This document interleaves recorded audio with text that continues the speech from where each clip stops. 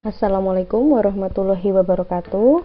Selamat datang kembali di video pembelajaran saya terkait dengan mata kuliah perancangan pabrik kimia.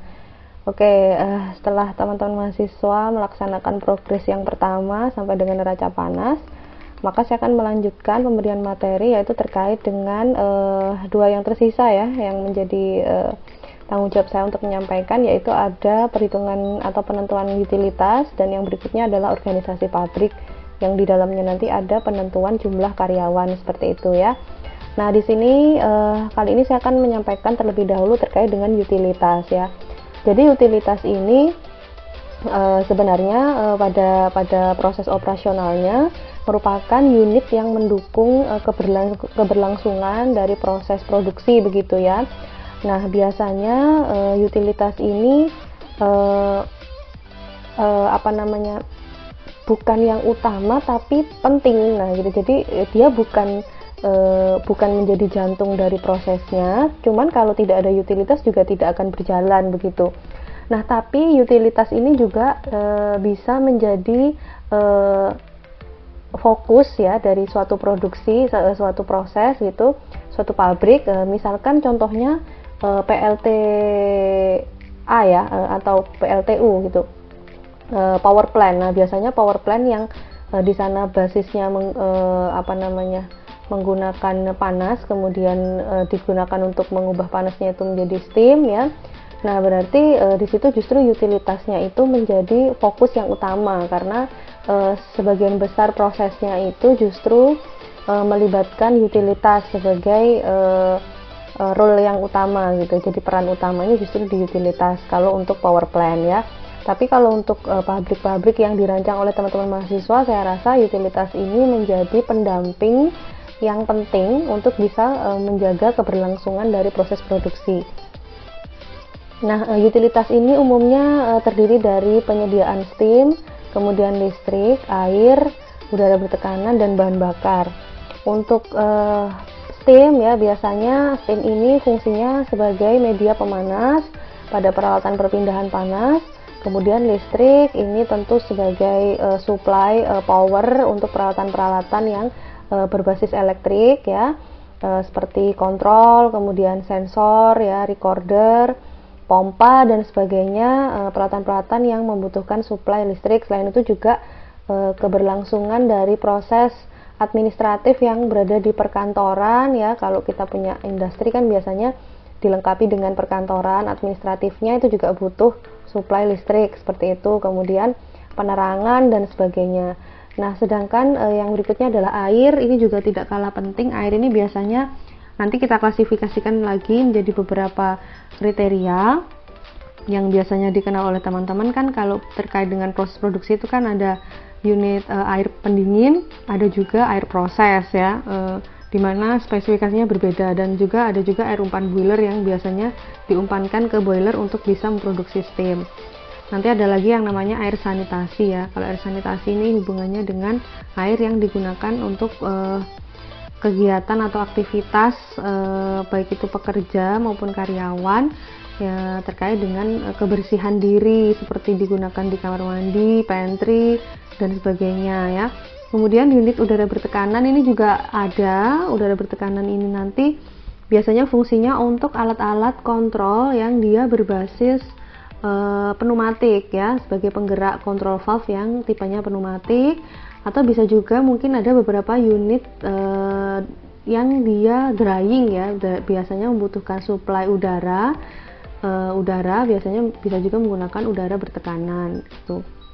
Kemudian ada satu lagi yaitu tambahan, yaitu bahan bakar. Nah, jadi untuk bisa memproduksi steam biasanya kan kita menggunakan boiler. Nah, untuk bisa boiler itu bekerja biasanya butuh suplai bahan bakar untuk bisa mengkonversi atau mengubah fase dari air menjadi steam pada peralatan boiler, sehingga harus dipanaskan, harus dengan pembakaran ya.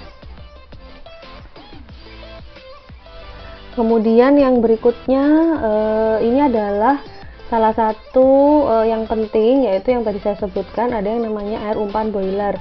Nah, air umpan boiler ini parameter yang dianalisa cukup banyak dan cukup strict juga Kenapa? Karena air umpan boiler ini dia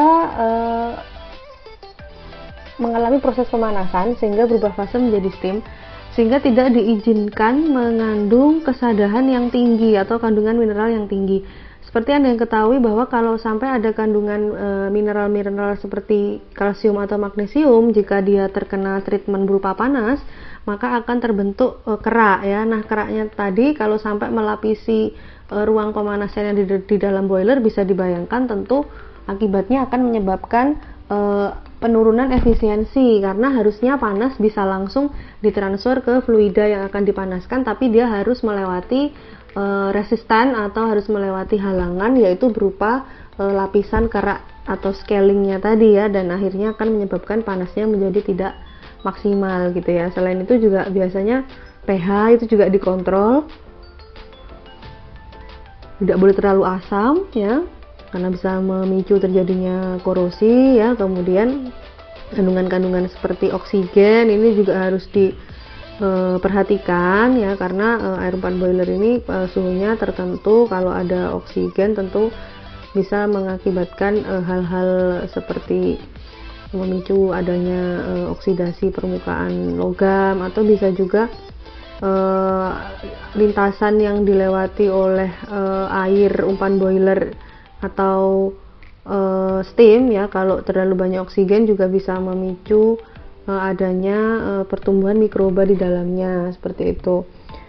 Kemudian ini yang harus diperhatikan ya, air umpan boiler itu, oleh karena itu kenapa dia spesifikasinya justru malah lebih strict ya kalau kita bandingkan dengan air yang lain seperti air pendingin atau air proses gitu ya. Nah, ini yang paling penting justru adalah air umpan boiler gitu, karena biasanya dia disirkulasi ya, akan digunakan terus menerus.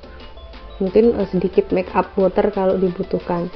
Nah, kemudian yang biasanya menjadi masalah pada saat kita punya unit boiler atau air umpan boiler itu, kalau tidak ditreatment dengan baik akan menyebabkan adanya busa ya. Tentu busa ini cukup mengganggu ya di permukaan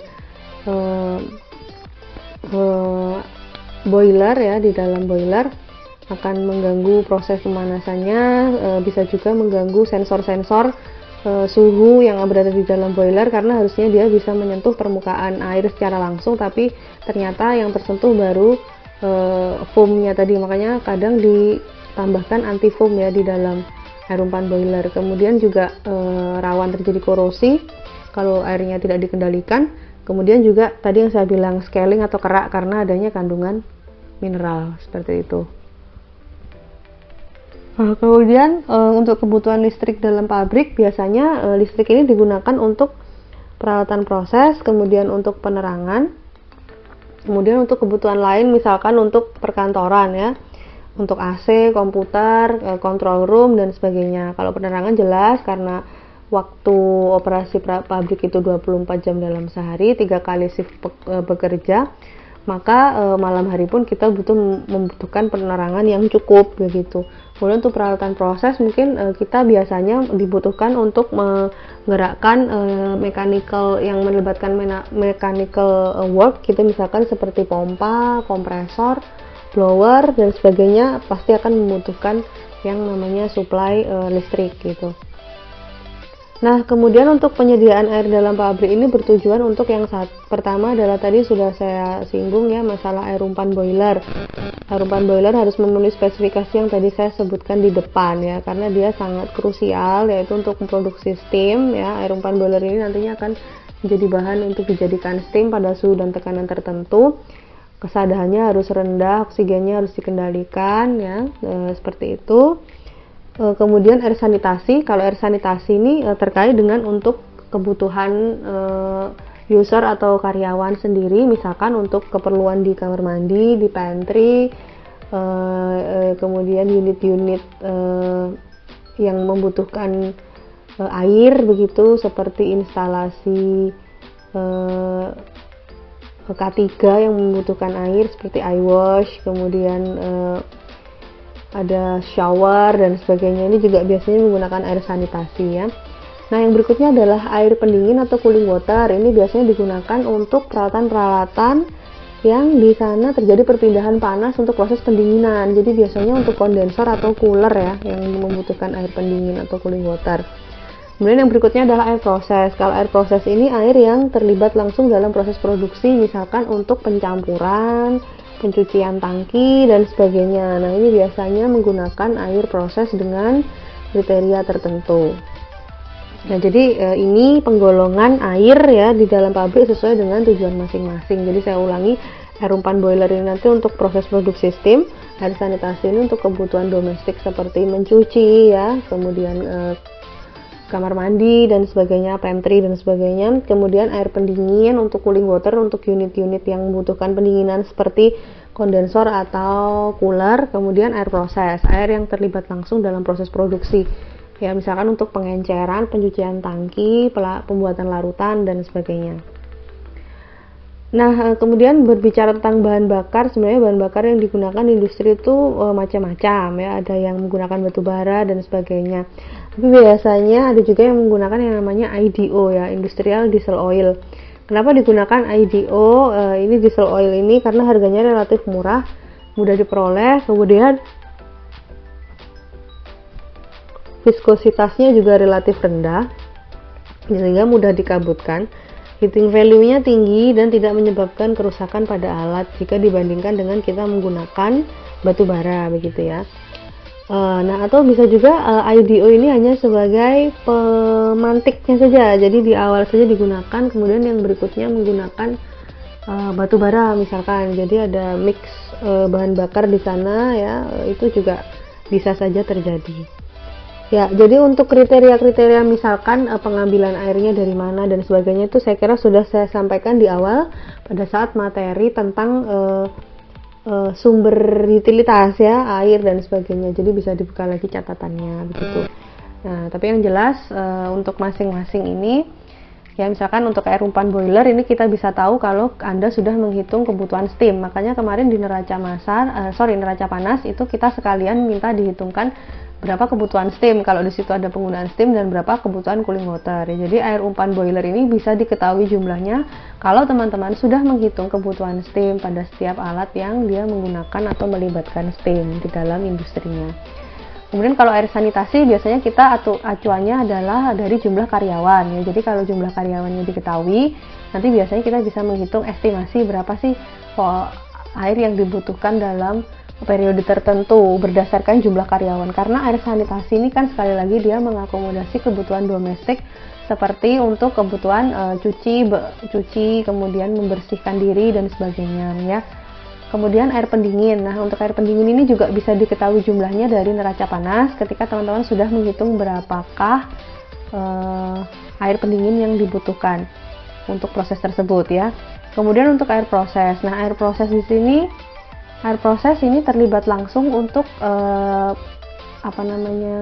seperti pengenceran, pembuatan larutan. Ini berarti juga bisa diketahuinya dari neraca massa ya. Kalau teman-teman di situ membutuhkan air proses water, berarti harus dihitung dulu berapa kebutuhan air prosesnya, baru nanti bisa menghitung berapa kebutuhannya di dalam pabrik begitu, sehingga bisa dihitung di bagian utilitas. Ya, nah selanjutnya untuk video saya yang selanjutnya nanti saya akan membahas bagaimana menyajikan penentuan kebutuhan kapasitas berdasarkan Excel. Di dalamnya nanti memuat unit penyediaan steam, kemudian unit penyediaan air, ada air sanitasi, pendingin, proses, dan umpan boiler, dan yang berikutnya adalah unit penyediaan tenaga listrik. Jadi ada 3 unit yang kita perhitungkan terkait dengan utilitas ya, penyediaan steam, penyediaan air, dan penyediaan tenaga listrik.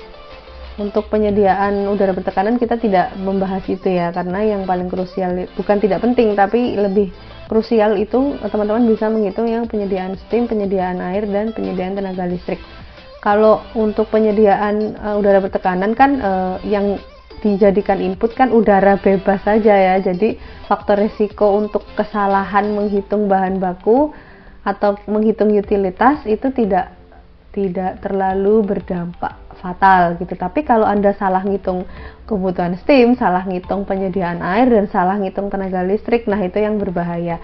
karena dari 3 utilitas ini yang mengeluarkan cost itu ya 3 ini. Kalau untuk udara bertekanan kan udaranya gratis, paling kita butuh tahu berapa daya atau listriknya yang dibutuhkan, itu pun sudah masuk di unit penyediaan tenaga listrik ya. Saya kira itu. Untuk video saya yang berikutnya nanti akan saya jelaskan bagaimana cara menggunakan Excel untuk menentukan utilitas seperti itu ya. Apabila ada pertanyaan silahkan tinggalkan di forum, pertanyaan di forum ya.